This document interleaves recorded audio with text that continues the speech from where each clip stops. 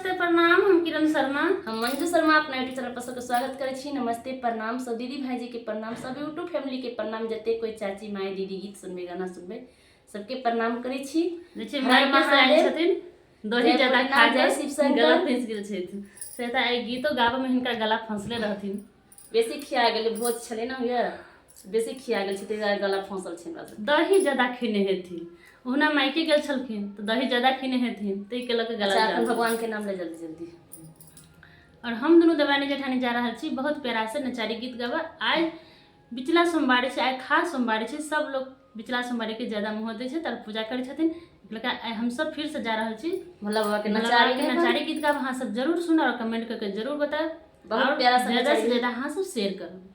अजहिना प्यारा से बात अहाँ सबके हाजिर के कर छी, प्यारा से बात अपन बरकत देते रहूं। हर हर महादेव, जय शिव शंकर, जय भोलेनाथ।